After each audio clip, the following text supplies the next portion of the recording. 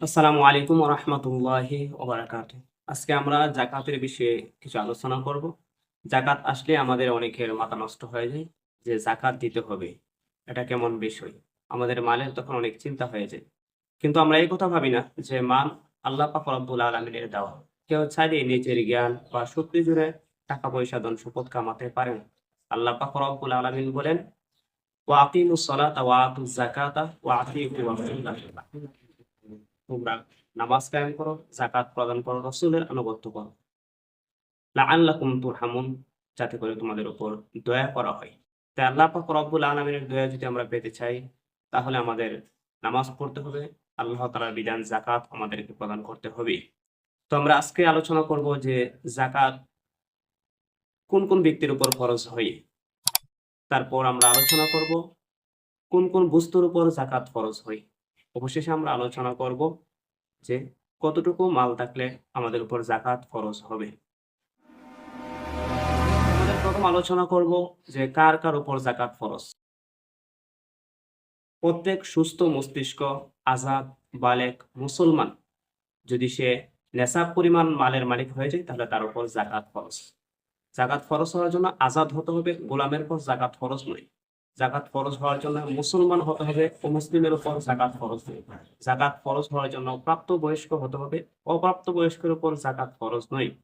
যাকাত ফরজ হওয়ার জন্য নেশাব পরিমাণ মালের মালিক হতে হবে। যদি কোনো ব্যক্তি নেশাব পরিমাণ মালের মালিক না হয়, তাহলে তার উপর যাকাত ফরজ নেই। যাকাতের নেশাব কি আমরা পরবর্তীতে আলোচনা করতেছি।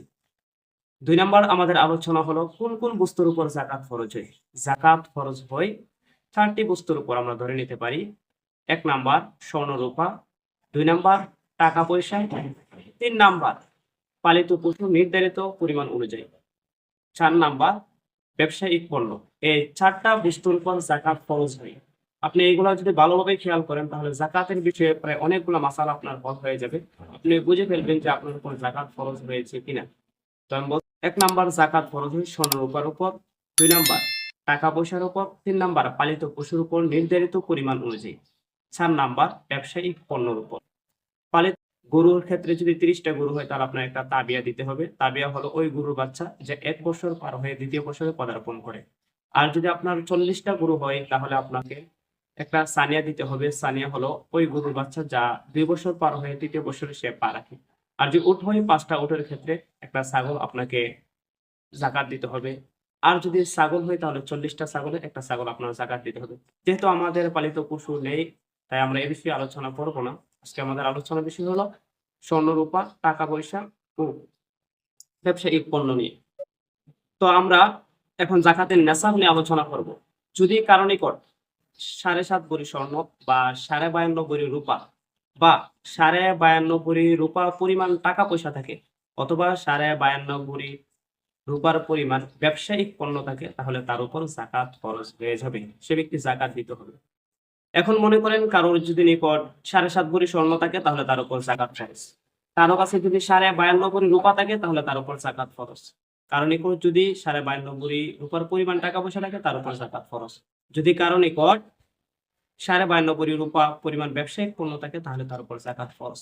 এখন মনে করেন আপনার কাছে শুধু ৭.৫ ভরি স্বর্ণ আছে, কিন্তু রূপা নেই, তাহলে আপনার উপর যাকাত ফরজ হয়ে যাবে।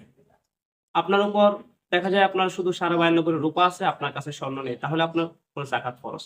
দেখা গেল আপনার কাছে টাকা আছে, কিন্তু স্বর্ণ রূপা বা ব্যবসায়িক পণ্য নেই, কিন্তু ওই টাকা যদি ৫২.৫ ভরি রূপার পরিমাণ হয়ে যায়, তাহলে আপনার উপর যাকাত ফরজ।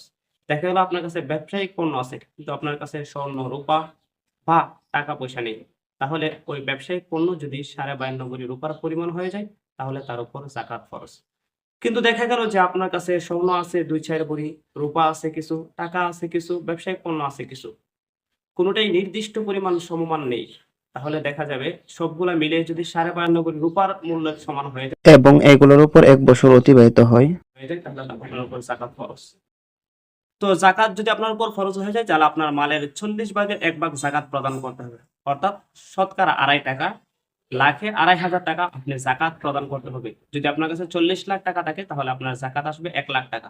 তো আমরা যাকাত প্রদান করার ক্ষেত্রে আনুমানিক দিয়ে দেই। যাকাত আনুমানিক যদি কেউ দিয়ে দেয়, তাহলে তার যাকাত আদায় হবে না। যাকাতের টাকাগুলো আলাদাভাবে হিসাব করে নির্ধারণ করতে হবে। কারণ যাকাতের টাকা দেওয়ার সময় নিয়ত করে দিতে হবে যে এটা আপনার যাকাতের জন্য টাকাটা রাখছেন।